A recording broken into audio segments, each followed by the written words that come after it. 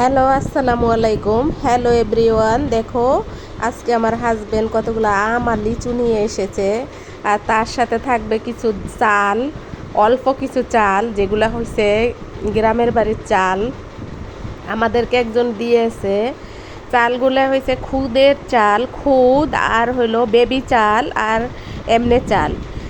এতটুকু চাল যদি এই ঈদুল আজহাতে কারো ঘরে থাকে, তার কি ঈদুল আজহা ভালো লাগবে? লাগবে না। আমাদের বাংলাদেশে কি এরকম কোনো মানুষ আছে যে এতটুকু চাল তার ঘরে আছে আর সেই ঈদুল আজহা নিয়ে অনেক কিছু ভাবতে আছে?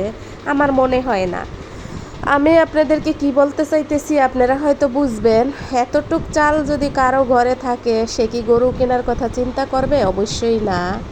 দেখো, আমার হাজবেন্ড অনেকগুলো লিচু আর আম নিয়ে এসেছে, আর আমগুলো খুবই টেস্ট ছিল, লিচুগুলোও খুব মজা ছিল। একটা লিচুও ভিতরে কোনো পোকা নাই, খুব টসটসা ছিল। আর এরপরে আম কেটে আমি মুড়ি দিয়ে খেয়েছি। এই যে দেখো, আমের কালারগুলো, আমগুলো খুবই মিষ্টি ছিল। আর তারপরে আমার হাজবেন্ড দুধ গরম করে আমাকে দিয়েছে, যেহেতু আমার শরীরটা খুব খারাপ, সারাদিন আমি কিছুই খাইতে পারি নাই। তারপরে দেখো, আম দিয়ে মুড়ি দিয়ে খেয়েছি। তোমরা আমার মতো কে কে আম দিয়ে মুড়ি দিয়ে খাও আমাকে অবশ্যই কমেন্টে জানাবা, জানাইতে কিন্তু ভুলবা না।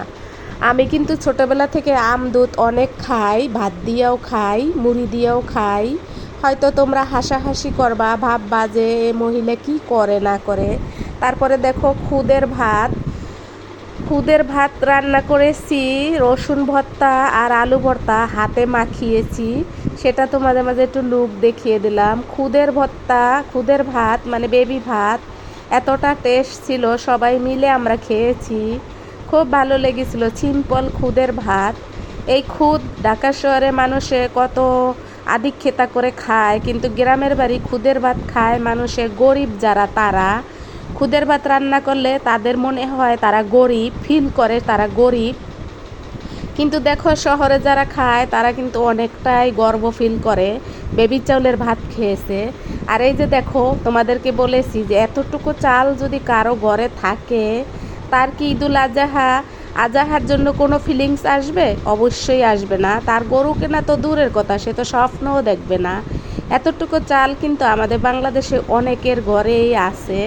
দেখো, আনাইছে কানাইছে অনেকেই আছে যে শুধু এই চালের জন্য, এই যে দানা, এই দানার জন্য অনেকটাই দেখা গেছে পথের দিকে তাকাইয়ে থাকে।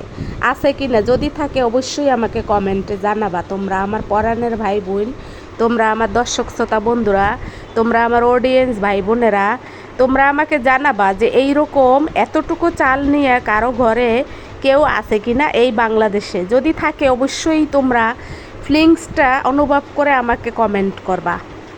আর এরপরে দেখো, খুদের ভাত মানে বেবি ভাত আমি রান্না করেছিলাম, সেটাও তোমাদের মাঝে শেয়ার করলাম। এই বেবি ভাত কিন্তু আমরা অনেকটাই আকর্ষণীয় করে খাই, এবং পরিবেশনটাও কিন্তু অনেক আকর্ষণীয় করে করি।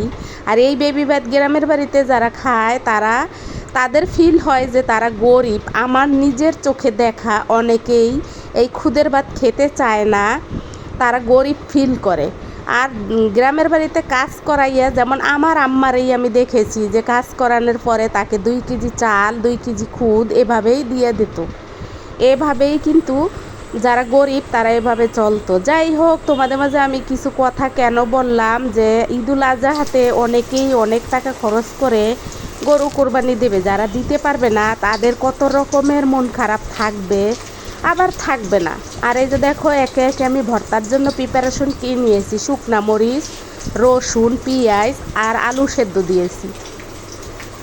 এভাবে কিন্তু আমি আজকে তোমাদের মাঝে ভিডিওটা নিয়ে হাজির হয়ে গেছি কিছু দুঃখজনক কথা নিয়ে।